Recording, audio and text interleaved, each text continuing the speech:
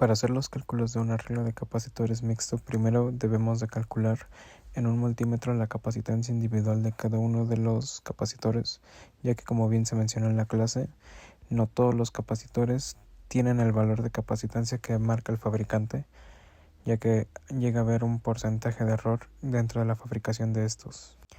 Para este primer capacitor tenemos una capacitancia de 12.36 nanofaradios. Para este segundo capacitor tenemos un valor de 10.15 nanofaradios. Para el tercer capacitor tenemos un valor de 11.56 nanofaradios. Para el cuarto capacitor tenemos un valor de 12.39 nanofaradios. Para el capacitor número 5 tenemos 10.15 nanofaradios y para el último tenemos un valor de 11.89 nanofaradios. De igual manera que los capacitores se mide el voltaje de la pila, ya que muchas veces puede oscilar el valor de la pila, no siendo exactamente de 9 volts como marca el fabricante. Con ayuda del mismo multímetro hacemos el arreglo de capacitores mixto y calculamos la capacitancia total del arreglo, siendo de 33.6 nanofaradios la capacitancia total marcada en el multímetro. De igual forma hacemos el circuito simulado en el simulador Proteus y empezamos a hacer las equivalencias para sacar la capacitancia equivalente según los cálculos. Para la primera reducción, reducimos el circuito de las partes que estaban en paralelo con la fórmula de la capacitancia equivalente es igual a capacitancia 1 más la capacitancia 2 más la capacitancia 3, el cual nos dará un valor de 34.1 nanofaradios.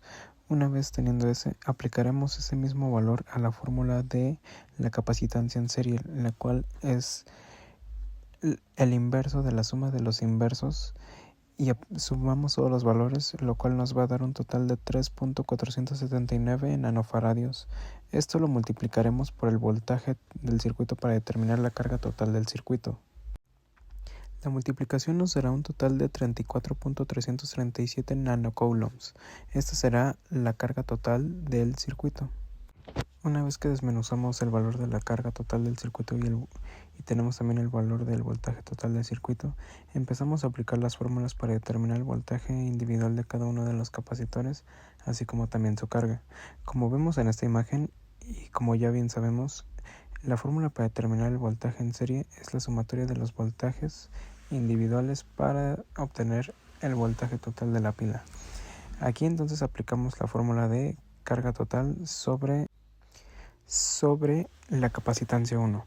Entonces aplicamos la fórmula y entonces tenemos que 34.34 nanocoulombs sobre 12.36 nanofaradios da un total de 2.78 volts.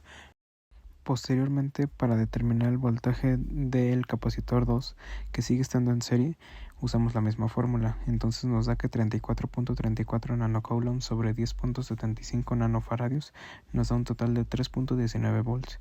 Aquí para determinar el voltaje del capacitor 3, 4 y 5 usamos la misma fórmula. Sin embargo, como bien recordamos, se encuentra en paralelo, por lo cual cambia un poco la fórmula. Aquí será la carga total sobre la capacitancia equivalente de los tres capacitores en paralelo, la cual, como bien recordamos, nos dio un total de 34.1 nanofaradios, esto haciendo que nos dé 1.01 volts, y como bien recordamos, el voltaje en paralelo es igual en todos los bornes. Entonces este voltaje va a ser igual para cada uno de los capacitores.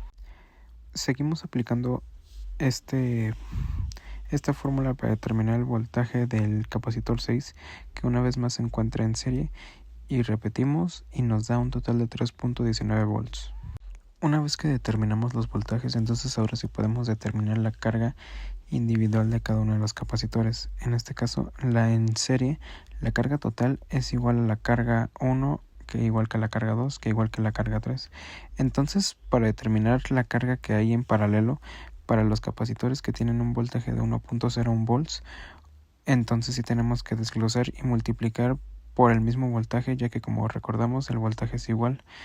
Multiplicamos por sus capacitancias equivalentes y estos serían los resultados. siendo 11.68 nanocoulombs, 12.51 nanocoulombs y 10.25 nanocoulombs respectivamente. Y para el capacitor 1, 2 y 6 será la misma carga, en esta ocasión será de 34.34 nanocoulombs. En el caso de la tabla del circuito simulado, quedaría de tal manera que se ve así, respetando todos y cada uno de los valores que nos salieron con todos los cálculos hechos. Para el circuito físico, del cual obtuvimos unos valores diferentes, haremos exactamente lo mismo que en el circuito anterior, solo que cambiando los valores en función a los valores dados por el multímetro. En esta ocasión veremos otra vez el voltaje 1, el voltaje 2, el voltaje 3, 4, 5 y 6, los cuales se verán un poco modificados ya que hubo una caída de potencial y hubo un efecto resistivo en cada una de las conexiones que hay en el circuito. Esto se debe ya que a la hora de calcular con el multímetro y a la hora de pasar por un alambre cualquiera, estos tienen un efecto resistivo y el multímetro también tiene una pila y tiene un circuito interno resistivo. Esto hace que el voltaje no sea el mismo voltaje que el voltaje que fue simulado y calculado con condiciones óptimas. Es por eso que estos voltajes que nos darían serían de menor cantidad, pero no es mucha la variación. Como podemos ver, es muy acercada por la simulación y nos damos cuenta que a pesar de que hagamos los cálculos y de que esos estén perfectos, para que tengamos un circuito perfecto en la vida real tendríamos que hacerlo con condiciones óptimas, donde no se ha intervenido el circuito por ninguna clase de multímetro que esté conectado directamente con los componentes o que esté en algún lugar donde no está afectando condiciones externas como lo es el aire, magnetismo o otras cosas que hagan que estos valores decrezcan o aumenten dependiendo. El margen de error es aproximadamente entre el 5 y el 10%, por lo cual yo creo que estos valores son bastante acertados y sí podrían ser usados en cuyo caso de que el experimento sea usado en laboratorio para comprobar cualquier cosa. Bueno, una vez que sabemos toda esta parte, determinamos que el voltaje 1 es de 2.59, el voltaje 2 de 2.97, el voltaje 3, 4 y 5 de 0.94, el voltaje 6 de 2.69 y la carga 3 es de 10.84, la carga 4 de 11.62, la carga 5 de 9.52 y la carga 1, 2 y 6 son iguales. Todos estos valores son dados en nanofaradios y pues esto sería todo con fines de que puedan comprobar los cálculos y de que nada ha sido modificado.